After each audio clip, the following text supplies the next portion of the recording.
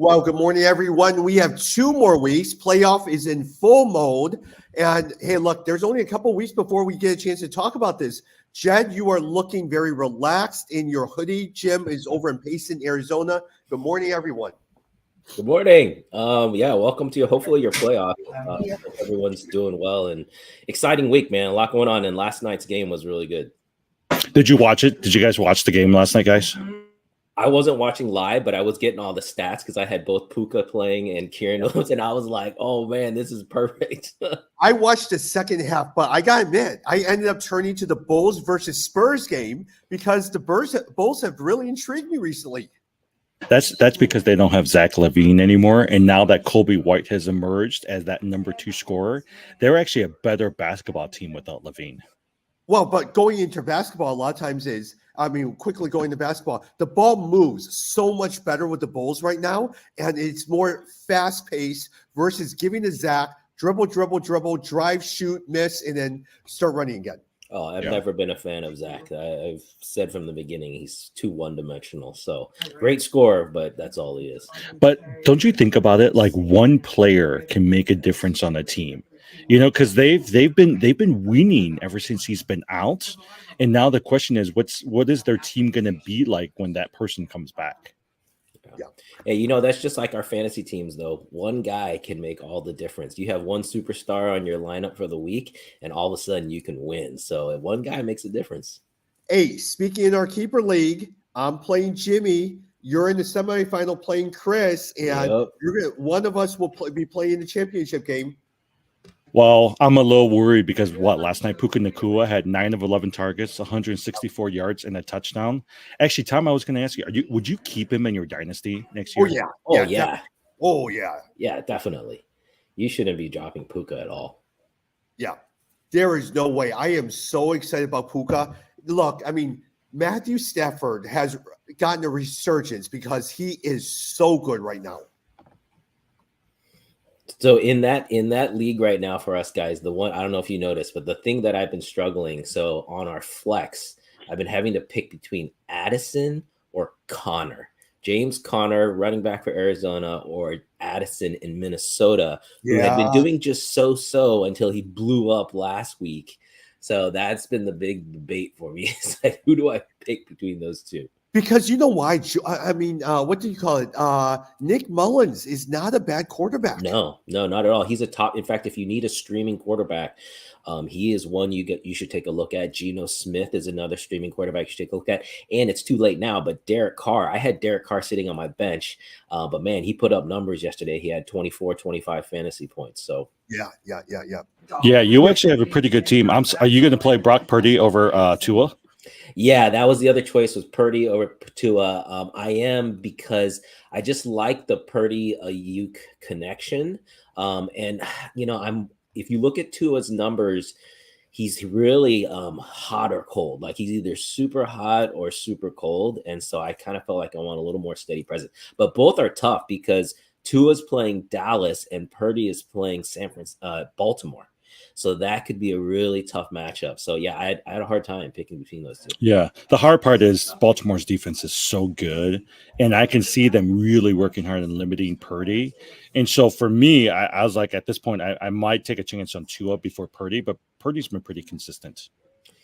Yeah, it's tough. I mean, he's MVP candidate, right? You look at Purdy, everyone's talking about him in the MVP race. So yeah, I've been flip-flopping between the two. If you look at the rankings, they're right next to each other. They're basically 6 or 7 or 8 of your top 10 QBs for the week.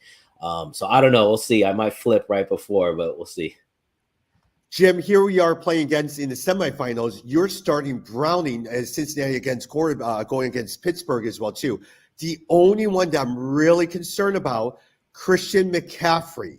If he goes off, but he is playing the Baltimore defense, and also you have Bijan Robinson. Look, the guy got 0.9 points. Ritter is not starting as quarterback. I'm hoping he has another dud game, which I think he'll actually do better, but I'm hoping for a dud game. I'll tell you this, next year, I'm going to invest in a quarterback pretty high, because if Browning is my quarterback going into this thing, I'm thinking, because here's the thing, I was thinking about playing Murray, but Murray's playing the Bears, and the Bears defense is actually pretty good, and they're playing in Chicago where it's going to be cold. Arizona really doesn't have much of a chance. Yep. Hey, Jed, I'm looking at Jimmy's lineup. He got so desperate, he is playing Curtis Samuel over Calvin Ridley. Wow. Yeah. Yeah, that's tough. But that's the only No, thing I Curtis Samuel's actually pretty good. He's come on the last few weeks, Yeah, Yeah, yeah. yeah. That's not. Yeah, I agree there. I think the only thing. Well, I don't know. Really, yeah, that's a tough call, Jimmy. And Which Curtis Samuel, they're playing in New York. It looks like it's calling for rain too, so you got to pay a little bit of attention to that. and the Jets I, have great pass defense. yeah, I don't know. I might go with really there. The guy on your team that's really tough is Eckler. Eckler's been so bad. He has been so bad. That's the guy that I'm actually benching him in another league that I'm in the playoffs because he's just not been very good. No, I mean on paper, when I first started the season, it looked good, right? But Pollard has been inconsistent. Eckler's been inconsistent. Bijan's had his moments as well too. McCaffrey's the one person that's carried me this entire time. Yeah. Hey, at least you were able to survive Bijan Robinson's 0.9 points. A lot of teams did not survive his 0.9 points. Yeah. It's a good matchup for them this weekend against Indianapolis, which, speaking of which, if you have Jonathan Taylor on Indianapolis, he has been shooting up all the rankings because it is pretty clear he's going to play and have a lot of the carries against Atlanta. So if you have Jonathan Taylor, I'd be getting him into your lineup. Yeah, I think Zach Moss is still dealing with that shoulder injury. Yep. And so, I mean, I thought Taylor's going to be out for most of the season and Zach Moss was going to take over, but it does seem like Jonathan Taylor is going to be the starter this week. Yeah, in some leagues, I know he was dropped. So some people really, lucked out when he first took that injury or had the surgery. Yeah. Hey, before we go into news notes, a quick question. Do you guys like these Saturday games that the NFL is doing right now? I used to like them. I don't like them anymore because I've been really paying attention to college football. I don't know if it's because my son's in college, my oldest son's in college now, but I've been paying to college football. So usually my Saturdays, that's what I'm watching. Yeah, and I also it hurts my red zone viewing because I like so many games on red zone, and now there's not that many. And then this Monday, there's 3 Monday Night Football games. Yeah, I don't know if you heard it, but that's something that they're testing out is doing multiple games on Monday night right now. I don't know if I like that because you're literally going back and forth. Like if you watched the Peyton and Eli show last time, they literally were trying to go back and forth watching both games. Like red zone. That's it's a little much. Versus, I like back in the old days, Monday Night Football back-to-back games. So you just knew that from 5 o'clock all the way to 10, you're watching football. Agree. I like that better. Well, and then this week, the Bills game for Bills versus Charger is on streaming on Peacock. And so for people who don't have Peacock, like you're kind of screwed. That hit me actually. I was trying to watch a Purdue basketball game. It was only on Peacock. I was like, oh man, I don't have Peacock. The other thing though, I was thinking from the NFL perspective, the reason they might like 2 games Monday night not back to back, but at the same time, it protects them from a dud game. So if one of the games is really bad or a bad matchup, right, then you can just direct everyone to the other game.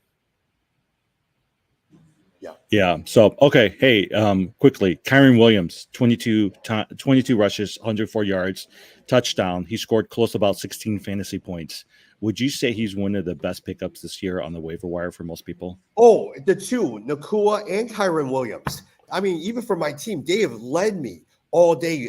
Achane as well, too. The only problem I have with those guys is they got injured for the majority of the time. So I wouldn't say he's the best pickup, just because he was injured for a long time and it hurt my chances. Both him and Achane really kicked me out of the playoffs with their lack of availability.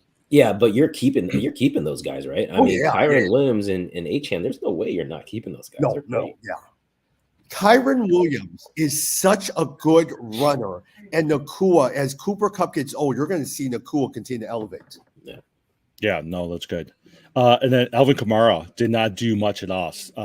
He was hovering close to about 5 fantasy points, finally finished like 7 to 8 fantasy points, only 9 rushes, 19 yards, received 16. For a lot of people, it's the same as last week, when Bijan Robinson was on. For a lot of people who have Kamara on there, he didn't do much. Well, plus at the same time, if you look at Kamara, I don't think even going next year, he will drop down to the 4th round or something like that. He is not an elite starter anymore. Yeah, it's a little bit of the changing of the guard when you look at Kamara and then Derrick Henry. Those are the 2 guys where, great talents before, but they're really on the tail end now. They're starting to decline. And so, I mean, Kamara had some great games, but just also total duds like last week. I would imagine, correct me if I'm wrong, Jed, you're not going to keep Derrick Henry next year, are you? I don't dynasty? think so. I don't think so, but it's a tough call. I really value the running back position. It's nice to not have to chase the running back position. And so you guys know I dropped Dalvin Cook last year. And so it's a tough call because he's pretty much the only running back I could keep. Yep. Yeah. And Jed, we're seeing the emergence of a James Cook. And next year, we're going to see J.K. Dobbins and Cam Akers coming back very strongly. Yep. Yeah. I will say, I mean, I know we're going to talk about James Cook later on. So earlier this year, I traded a Breece Hall for James Cook, and I was kicking myself because Breece Hall had a couple of good games. But I'll tell you this, I am glad that I got James Cook because James Cook has been so good for me the last few weeks. Yeah, that's been an equal trade, I would say. Because at the time, I still would prefer Breece Hall over a James Cook, but you're right, he has been killer. I mean, and I don't know if that's made more just the Bills figuring out how to use him finally, but he's definitely been strong. Yeah. Oh, we're seeing a change in the guard, like what you said. We're seeing in terms of the Derrick Henrys of the world, Alvin Kamara of the world, the Joe Mixons of the world. They're just getting older, slower, all of that stuff. And now we're seeing these young guys like a Kyron Williams that could really catch. Jahmyr Gibbs, I think, will be an excellent runner. Well, even the Kenneth Walker, if you watched him last week in the Monday Night Football, Kenneth Walker is really good. I mean, he's inconsistent. Like even this week, most likely they're saying that he may not play in Zach Charbonnet, but Kenneth Walker is amazingly good.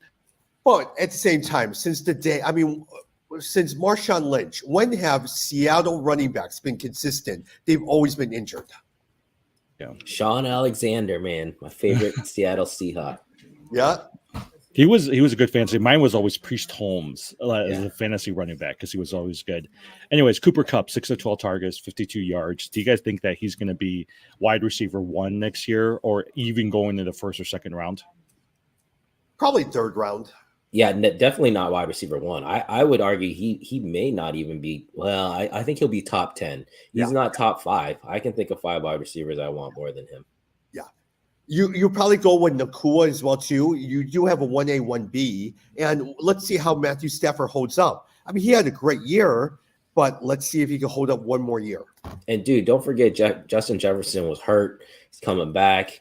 You've got Tyreek Hill. You've got Amon-Ra St. Brown. Dude, that's the guy I missed on. Amon-Ra St. Brown has been awesome, man. That guy is solid. Yeah. Yeah. My biggest regret in a dynasty league, not putting Amon-Ra St. Brown in my dynasty league and putting Garrett Wilson on there. Because Amon-Ra St. Brown is so good. But Garrett Wilson, I thought he was going to have Aaron Rodgers, and that's why he was going to have. Yeah, I was going to say, don't sleep on Garrett Wilson next year, man. With Aaron Rodgers back, Garrett Wilson's a stud. But Jim, I benefited from Amon-Ra St. Brown. He is on my dynasty league, and he'll be there for a while. Hey, in terms of the Rams, one guy to watch. Yesterday, Demarcus Robinson, 6 catches, 82 yards, 1 touchdown. Von Jefferson, we've always been talking about this offense. Tutu Atwell was injured, so pay attention to him. 6 catches, 82 yards, 1 touchdown for Demarcus Robinson. Hey guys, the other thing I was thinking about. So Tommy's team last year for the dynasty was okay, but wasn't that good. It is an interesting how fast you can really grow a dynasty to become good. Because now that he's picked up Amon-Ra St. Brown, Puka, he's picked up Tom. Who's your running back? Oh, Kyron Williams. He's gonna go in next year with a pretty good team. And things can change so fast because my team I thought was going to be good, but now I've got some weaknesses with Tony Pollard. I've got some weaknesses with Eckler. And whereas I thought I had a really strong team, may now turn out to be somewhat weak in certain areas.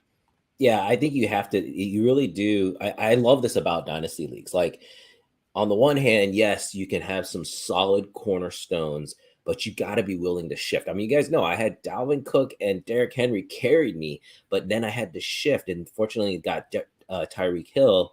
But you have to shift your strategy. But the good thing is, even if you don't have great keepers, and even if you don't have a great draft, if you follow the free agent pools, and that's why I really like that we keep our bench short in this league, right? I think our bench is like 4 players or something.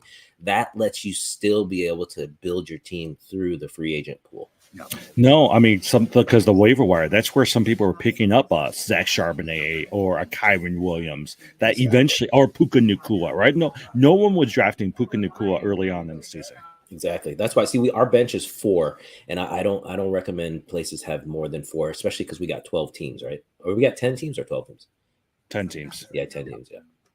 And Jim, if you look at it, I was stuck with Devontae Adams, who really did nothing for me.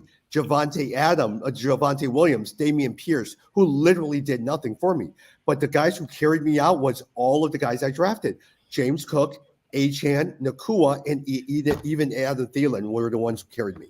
Man, Devontae Adams is an interesting one. What do you do with that guy next year? I don't know. I mean, he's still obviously talented, but boy, the whole quarterback situation, I don't know. But Las Vegas will be tempted come draft day to trade him over to the New York Jets. I would not be surprised if he gets traded. Man, if he goes to the New York Jets, that's wow. Yeah, I agree. That's a good play. Yep. Not that we're talking about Tommy's team, but I'm just looking at it right now. Tom, you're going to have a hard decision. You might not be able to keep an Achane, right? Because you're going to have to keep a Nacua, a Cook, a CeeDee Lamb, and most likely a Jalen Hurts. So the question then will become, do you want to keep a Jalen Hurts or not? Correct. And definitely you're going to want to keep Jalen Hurts very well. Yeah. I don't know. He hasn't been doing too well. They said that he's been sick the last few weeks, but he obviously was hurting last week in the Monday Night Football game. Yeah. No, go ahead. I'd keep Hurts, man. There's no way I'd drop Hurts. Hurts is top 5 for the next 5 years. So that's not a guy I would drop. Jim, speaking of quarterbacks who have been struggling recently, even though he had resurgence and he did so well, Dak Prescott the last couple of weeks have really struggled to the point I was listening to the fantasy matchup over at ESPN. They were really debating Josh Fields against Arizona Cardinals or Dak Prescott because Dak Prescott has really had 2 stinkers in a row. You mean Justin Fields, right? Justin Fields.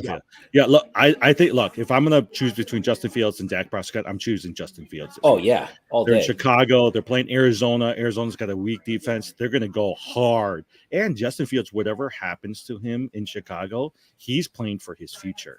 But over at Dak Prescott, you're saying? Oh, yeah. Now, I would. No, Justin Fields is a top 3 this week. If you've got Fields, you better be playing him. That guy has been playing well, man. They're playing against Buffalo, and Buffalo's surging these weeks. Their defense is good. I think they're going to try to make a statement. They're going to try to stop Dak Prescott, and I actually think they're going to win. Another player that I think would do really well because with Jamar Chase out, Browning throwing to T. Higgins against a Pittsburgh defense, I swear. Oh, did you guys see T. Higgins touchdown, that catch where that was insane. That was such an athletic play. I kept watching that replay over and over. That was so amazing. I think there's going to be, Tom, you're right. There's a couple people who are auditioning for new teams. T. Higgins is going to be one of them. He's going after free agent money. I don't know if Cincinnati is going to sign him, but I think this week he's going to put on a show, especially with Jamar Chase out. Yeah. And they're playing on Saturday, so he'll have all. I mean, and the Steelers have a weak defense, so I think he's going to go all out. Hey, but I'm telling you, playoff season right now this week. Here are the guys that are out, guys. Trevor Lawrence looked like he's out. C.J. Stroud is out. Keenan Allen is out. Tyreek Hill, there's a good chance he might be out. No, Hill's playing. Hill's playing? He's playing.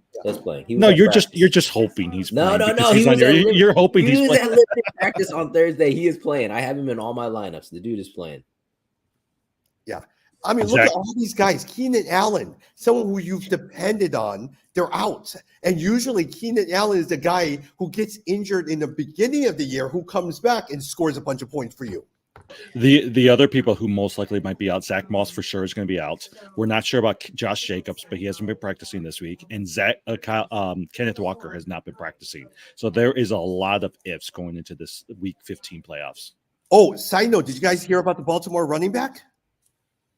Keaton Mitchell tears his ACL. Oh, yeah. He's good. I like him. He's good. I like Keaton Mitchell. I mean, I like J.K. Dobbins, but all those guys in Baltimore keeps tearing their ACL. So okay, let's see. Let's look at a couple Saturday games. Since you talked about it, Bengals versus Steelers. I was reading this. Who was it? It was some guy on ESPN was talking about Ryan Clark. Yeah, Ryan Clark was Ryan saying, Clark, why former is it Steeler. that all the Steelers wide receivers are always cancerous? Pickens, Brown, Schuster, there's always Plaxico Burris. There's always issues going on with those guys. Steelers are not doing well right now. Who are you guys looking at for that game? If Mason Rudolph plays, Oh, look at George Pickens. At least he could throw better than Trubisky. that's anybody could do. I don't know. I mean, like we talked about Browning, T. Higgins. I mean, there's a couple Bengals I like. I have stayed away from the Steelers ever since Jalen Warren went out. I have stayed away from the Steelers, so I'm not a fan of their wide receivers. I agree with the commentator. I don't think their wide receivers have been really consistent. And Pickens is so talented, right? Like he was expected to be not wide receiver 1, but at least wide receiver 2. But he hasn't even registered that. And Jalen Waddle for a while was doing pretty good, but none of them are fantasy relevant right now. The only thing is, though, that this game is probably going to be a shootout. I bet there's going to be a lot of points. That's the only thing that's kind of making me think, man, you know what? You pick up a Steeler. If you're desperate and you have a flex spot, pick up a Steeler and you might catch some of those points. Actually, you know what? As you guys are talking, don't be surprised if Pat Fryermuth comes out and There you gets a go. lot of points and probably 60 yards, 2 touchdowns, or something like that. There So you the go. question, Jed, is: are you going to play him versus Likely? Oh no! I like Likely has been so good. Likely's been good. Likely's been good. And Baltimore has really leaned on him, and so I'm really happy with Likely. Yeah, no, I'm not playing Freiermuth. But there was always potential. Even last year, I mean, he had a couple starts where he didn't do well, but people always talked about how good Likely was. Okay, hey, quick question, side thing. Travis Kelce or Sam Laporta next year? Tight end number 1. I love Sam Laporta. Laporta's so good. Yeah, Laporta. I would choose Laporta over Kelce right now because Kelce has not done well. I told you guys I felt bad this in my other league at work. One guy dropped Laporta during one of the heavy bye weeks. He just had no choice. Well, he felt like he had no choice. I swooped in, picked him up, and then basically the last game before the playoffs, his tight end got him like 2 points or something, and that's what kicked him out of the playoffs. Hey, Jed, do the people you work with know you do a fantasy football podcast? Yeah, so some of them I'm sure watch. I'm sure some of them watch. Do they ever think that you have knowledge going into these leagues that most other people don't know? Oh no, they all know that they're like. So I'm the defending champ, but it's a money league, so it's heavy money. So people are serious and into it. But I'm also the boss, so it's like you don't want to make me too mad. Well, anyways, I'm hoping Browning will do good. Bills versus Chargers. Someone was saying this is when the Chargers usually win, when they're out of it, when everything is out and they're favored to lose, they end up winning. And so you might expect a decent game from the Chargers. Yeah, but they have no one. Herbert's not playing. Eckler is the only one left standing. No Mike Williams, no Keenan Allen. I mean, Palmer. what? You could throw a Palmer in there maybe. But no, I agree. And guys, remind me next year when we're starting up our podcast again, not to buy the hype into the Chargers. I've gotten burned by the Chargers so many times because you think their offense is going to be so good. But man, it has been so disappointing. But I am interested to see who they hire as their coach. Yeah, hopefully they can turn it around. What if they hired Jim Harbaugh for San Diego? Can you imagine if they did that? Yeah, that would be cool. Oh, and speaking of Jim Harbaugh, did you guys see yesterday's news? They have some major violations coming against Michigan Harbaugh. Wow. I think Harbaugh's on his way to NFL. My guess is he's going to try to win a championship, and he's out because they're coming hard after him. He must have pissed off all of those Big Ten NCAA guys because those guys are relentless against him. It's good college football games too for those of you watching out there. It's going to be an exciting. But I was hoping. I mean, now you have UT against University of Washington. I was hoping to see Michigan and Alabama on opposite sides because that's what I wanted to see in the college championship game. Yeah, no, basically that is the championship. So I mean, I think UT is. I'm really biased against UT guys. I think they're overrated. I think they could beat Washington though, and the real test is Michigan and Alabama. Oh, I was looking. I said, how in the world did Washington do so well for them to be in the championship game? Yeah. Yeah, I really wanted UT against Michigan against UW and UT against Alabama. Yeah, remember that this is the last year it's going to be just 4 teams. So next year it goes to 12 teams. It'll be a lot better. You'll see really quality matchups at the end. But we'll see. UT is one of the teams I hate. Alabama is the other team I hate. So if those two get in, I might not watch the championship. I think the hard thing about college football these days is transfer portal. NIL has changed that so much that I don't even know how some of these other teams in college football are going to compete. Oh, they were talking about Manning's nephew is getting $3.2 million to be a backup over at UT.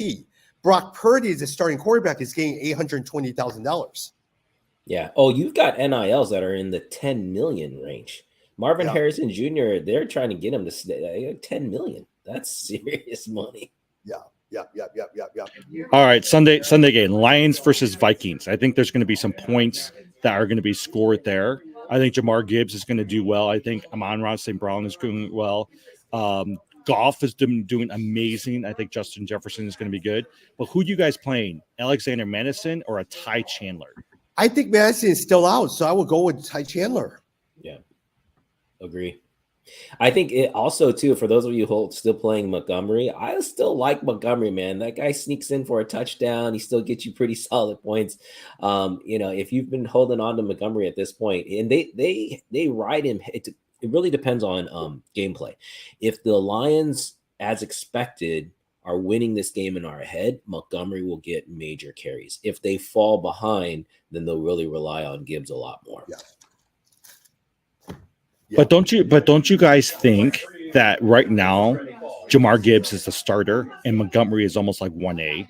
Oh yeah, Montgomery is like the goal line back basically, but he's had a really good season. If you look at his numbers, I mean, he's right on. I think he's like right at 10. Yeah. If you look at the season. And Detroit does a great job. Look at last year with Jamal Williams with 13 touchdowns. They just do a very, very good job with these short yardage running back. David Montgomery is faster, leaner, and younger, and I think he does a great job. I would probably pick him very high again next year. Just to let you know, Alexander Madison has been practicing this week. There has been no decision as to who the starter is, but there's been some talk that they're leaning to keeping Ty Chandler as a starting running back. Yeah, but either way, who are you going to play, and who do you even like? Unless you're really desperate, there's no one I'm playing. See, Madison and Tony Pollard are really good examples where sometimes you think the number 2 back is, or AJ Dillon, like you think the number 2 back, if he was the number 1 guy, he would be like double his current output, but actually it doesn't always work that way. Yeah. I'll tell you this, the person who I don't know whether or not to play is Addison, right? He could have a very good week, or he could just have like single-digit fantasy points because Justin Jefferson out there. So if you guys have Addison and you have to win, would you guys play him? Oh, yeah, with Nick Mullins as quarterback, look, you have no running back game. Justin Jefferson, their best corner, will be covering Justin Jefferson. And so a lot of times I would probably – look, Brian Branch will probably be on Justin Jefferson. I'd probably go with Jordan Addison. That's why I told you guys see I have him. I'm deciding between Addison or James Conner. I also have Jordan Palmer sitting there, but I don't think I'm going to use him. So it's either James Conner, running back, guaranteed touches against the Chicago defense, who's very good, or Addison, who was super hot last week, but could also be totally cold and get you just 2 or 3 points. Like Conner, I think I can guarantee he's going to get maybe 8-9 points, but Addison could get 20. Yeah, so yeah. And the thing is, right, we're looking at Cards versus Bears. Cards are coming from Arizona, playing in Chicago weather. That usually doesn't fare well when a warm team goes into a cold area, and the Bears defense is really good right now. Yeah. And honestly, Arizona is out of the playoffs. The Bears are thinking they have a wild chance. Arizona's, I mean, they want a good draft position, all right? I would like Arizona to lose, but they won't lose. I think the Bears are going to win, but I would like Arizona to lose this week. Okay, Cowboys versus Dolphins. Do you guys think that Cowboys are going to win, number one? And then number two, who's going to have better fantasy day, CeeDee Lamb or a Tyreek Hill? Man, I hope Tyreek Hill. I think Tyreek Hill is still going after the records. So that's why I'm very confident he's going to play, and I think they're going to feature him. So I expect him to have a really big game. But CeeDee Lamb, I expect the Cowboys all to play well too. The Dolphins defense has not been very good. And also remember, the Dolphins, as far as who's going to win, I bet you the Cowboys are going to win. Remember the Dolphins? Crazy stat. They haven't beat a plus 500 team the whole season. That like blew me away when I saw that stat. I was like, that's insane. So they can't beat the good teams. Dallas is a good team. Yeah. And Jed, do you know who the Miami defensive coordinator is, right? Vic Fangio.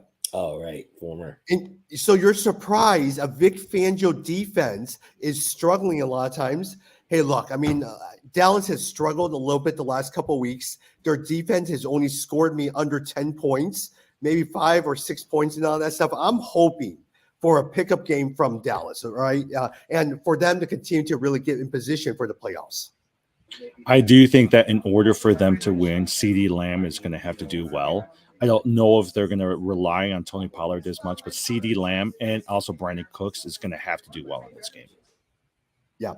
And my running backs for Miami, they're driving me crazy. I'm going with Achane, but Raheem Mostert keeps getting touches all the time. Yeah, no, I love Mostert. I've got Mostert playing. He's been great. I actually, again, it's similar to the Detroit situation. I think that both running backs are playable in this situation.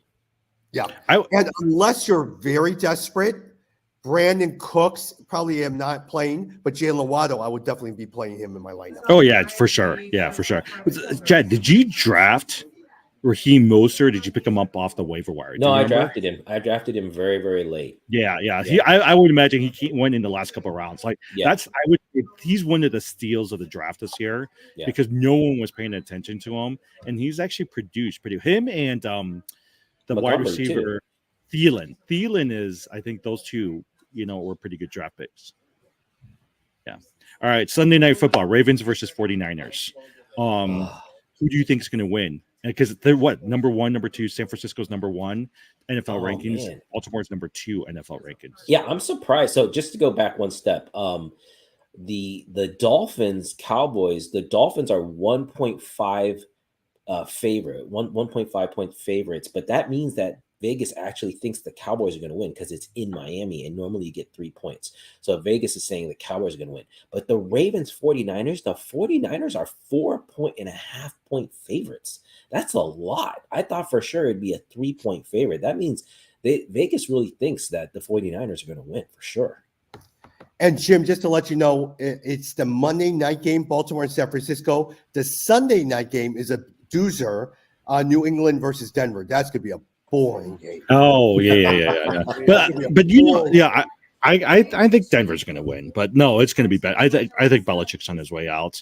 I think, I don't even know what's going to happen in New England these days. No, yeah. But sorry about that. But going back to what you guys were talking about with Baltimore and San Francisco, I am just impressed with the Baltimore defense. And a lot of times that's my only concern. But yet at the same time, I'm hoping personally they're able to control Christian McCaffrey because I just need him to do average at best.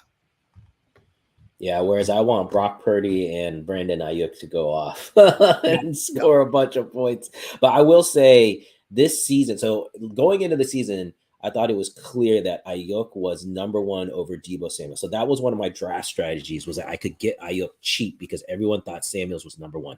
I will say that by the end of the season now, Brock Purdy has finally really not just focused in on Ayuk. He spreads the ball around. I mean, he always spread the ball around, but Deebo Samuels has really emerged as number one the past few weeks. Yeah. Even someone like a George Kittle is a decent tight end because he spreads around so much. Now, the bulk of everything is Christian McCaffrey, but still. McCaffrey has been awesome. We told you guys in the beginning, number one, I think he's the fantasy MVP. I mean, the guy has been a stud. He's only missed a couple games, right? He hasn't missed that much time. Yeah. And it does surprise me because when he was in Carolina, he had all these soft tissue injuries, especially with his calf hamstring. He has had nothing. I'm not sure if it's the medical doctors or something. Because he's home. Yeah, that's true. And he has done really, really well. He has avoided any major injury. Yeah. All right. Sounds good. By the way, this is aside for later on. Somebody asked me, who is a listener and runs a company. They said, "Can we be a sponsor of a fantasy league next year? So we'll put up the money, and you guys host the Oh, fantasy league, and we'll put up the winning money." 100%, man. Right? They No, can. I actually thought that was a pretty good idea. I was like, look, if you can put up, let's say, even like It- $200 or $500, sure. hey, Let's do something. and every week we will shout out the name of that league, man, because I would love that. No, I would totally love that. That'd be a lot of fun. I think that would be fun to kind of host a couple of our own leagues and see if a couple of these people want to put up some money for some winning. Yeah, that sounds good, man. I'm down. Actually, you know what you should do?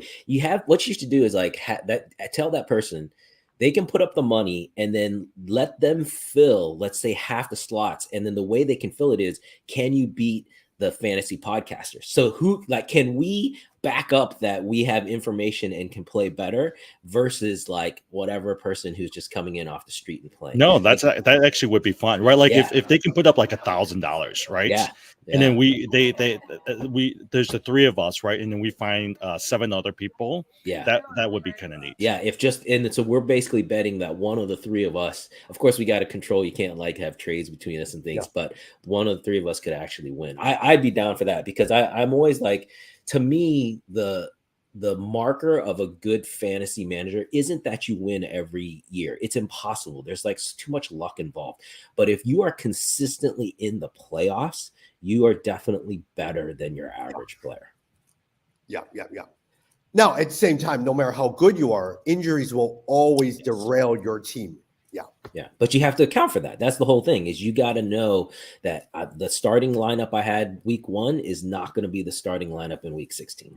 Yeah. Well, and then go ahead. next year we're going to have to make sure that we start playoffs early. Otherwise, yes, we're doing playoffs on week 17 when no one's playing anymore. Exactly. I hate that. See, this should be the championship week, but I'm in another league too, where next week is yeah, that's true. Actually, this would be that because next week and the week after, most of these guys already have playoffs determined, and they're not. I mean, by now they're not going to. Yeah, agreed.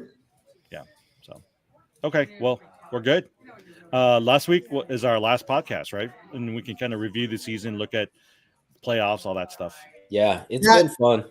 Yeah. And maybe we could do one final episode to talk about MVPs, all of that stuff, best player, all of that stuff. Yeah, absolutely. No, guys, I love this. It always blows me away how fast the season goes. But I love we've always said, we do this no matter what. I'd be looking up these stats and studying and like doing this regardless. So it's fun to just talk about it. And then we have basketball to talk about after that. Oh man, my team has been crushed by injuries, but I love having Wembanyama, but not having LaMelo Ball has been killing me. Last week I played you, Jed. I know. I think I won 7-3. Yeah. But you have a whole bunch of injuries. I know. I can't get. That's why I love my team, but I really paid the price. Getting Wembanyama and then spending all that money. I have no bench. My bench just sucks. So I'm basically playing for next year. Jed, I think that's why I chose not to go with him this year because I was like, I kind of want to at least have a decent chance because I knew if I spent all my money on that one player, everybody else was just like people I'm picking off the waiver wire. Yeah. But man, I love having him. When I watch him play, dude, it's so fun to watch that guy play. Yeah. Hey, on my team right now, Klay Thompson, he's been terrible recently.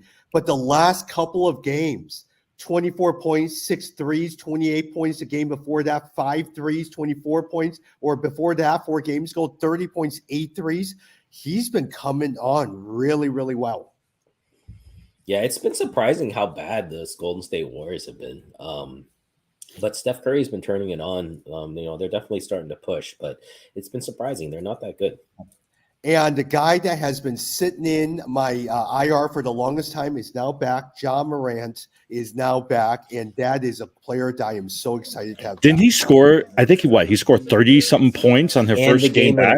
If you guys didn't watch that game, it was a great game. He really took over in the third and fourth quarters, scored the game winner on basically a twisting. He spun in the lane 1-on-3 and scored the game winner layup. I mean, it was nuts. The 2 players that were sitting there that picked up on IR and just sat in IR was Miles Bridges and Ja Morant, and they are now back, and I am so happy with my lineup. Yeah, yeah, that was definitely a good pickup. John Morant, I mean, for those of you Chicago fans out there, he's the closest guy that reminds me of Derrick Rose. I mean, Derrick Rose, definitely the original, but John Morant, the way he drives and can just take over in the air, it's Derrick Rose like. Yeah. Hey, let me pick your brain on something a lot of times. Jalen, I was talking with John Mann and Jalen yesterday, and we were having a podcast, and fantasy basketball came up. Jalen believes that a lot of times if you should sacrifice one or two stats and just load it up. If you're really good at assists and rebound, just keep picking players to load it up. I like more of a balanced lineup. John Mann will argue he looks at minutes played for all the players because he wants to find the most consistent. I am always looking at double-double and always having a balanced team to address my weaknesses. What do you guys think? No, I agree with Jalen. Like I in basketball, if you're it's basically like a roto league, right? Like a rotisserie league where you've got at least 9 stat categories that count. There's no way you're going to be good at all 9. And so, and also most players, the way players work, they're not good at all 9. You can draft players who are multi-category, but really you do usually want to punt at least 1 or 2 of those stat categories and just not care about it. Free throws is usually the one. There's a lot of players who they're very good, but their free throw percentages suck. And if you're okay punting that one category, then you can focus on the others. It's just like in football. You can't be good at every single position in football. You've got to be willing to say, okay, I'm going to be weaker at quarterback or weaker at tight end or weaker at something, right? It's the same concept. Yeah. Jim, thoughts? Yeah, no, I agree with you. I mean, ideally, a guy like a Larry Markkinen or a Murray from Atlanta, those are just types of guys I like, that it's all around. But I agree with you, Jed. Like, you're going to have to give up trying to win on a couple of those categories. For me, it usually is like steals, free throw percentages. But I usually would try to go after field goal percentage, but steals and free throw percentages, I usually try to give up. Yeah, but also then to your friend's comment about minutes played, I agree that that's something to look at. But the way I look at minutes played is kind of a minimum. So like, I don't like anyone below like 25 minutes. Like if they're in that 20 to 25 minute range, they need to be like plus that. So if they're below 20 minutes, then I usually that's the key. So but that is just like a baseline marker. It's not like you then say, oh, this guy plays 25 minutes, this guy plays 23 minutes, so the 25-minute guy is better than the 23-minute guy. And that doesn't work that way. Yeah. Speaking of that, one of the players who sometimes falls under the radar, who fits so many of them, he gets rebounds, he gets points, he shoots threes, he gets block shots. Jaren Jackson for the Memphis Grizzlies fits everything. He is excellent. He's not really high or immensely popular, but I love a Jaren Jackson. Yeah, he had a good game too with Ja Morant back, former Ohio State Buckeye, right? Yep. All right, Jim, anything else? No, I think so. Merry Christmas. Got a couple days. We've got a full slate of football games starting tomorrow, Sunday and Monday. So there's tons of football as we're sitting around with family all weekend. Yep. And the NBA games on Christmas. So now suddenly you have NBA and NFL all on Christmas Day, which I am surprised that the NFL is doing Christmas games. Yeah, that'll be interesting. The way Christmas fell this year kind of messed me up. It really is like kind of a different, I don't know, I guess it's once every 7 years, right? It hits its date, but it'll be fun. Happy Merry Christmas to everyone out there. Happy holidays, and hope everyone enjoys the week. Oh, one last comment for you guys. Did you guys see the signing from the LA Dodgers, the Japanese pitcher? Oh yeah. Oh wait, shoot. They signed him? Yeah. When did they sign him? 700 million, guys. No, because I was reading all these articles yesterday. They were saying, "Oh, the Cubs might do it and salvage their season." No. Last week. It was last week. Dodgers? No, it was last week.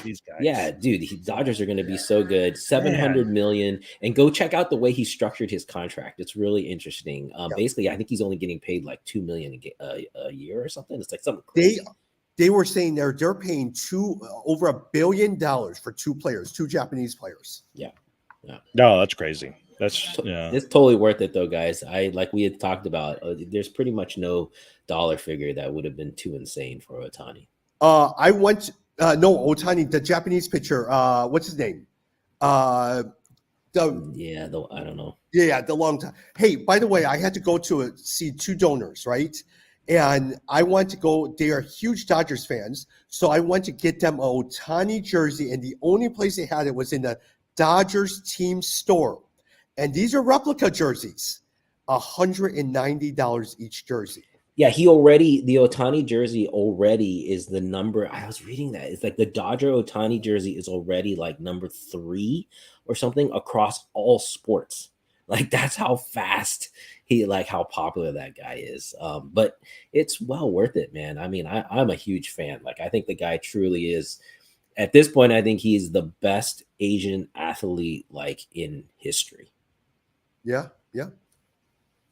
I'm looking forward to seeing how well he does. Now, the Dodgers may have, sometimes when you just overload the team so much, you stink. Look at the Mets last year. So I'm interested in seeing how they do. Well, remember, he's not pitching at all next year. They've already said he's not pitching the whole year. He's just going to be hitting. So it's going to be weird. So the Dodgers aren't going to get to see him pitch for two seasons, basically, until the next second season. Yeah. All right. Thank you, guys. Have a good one.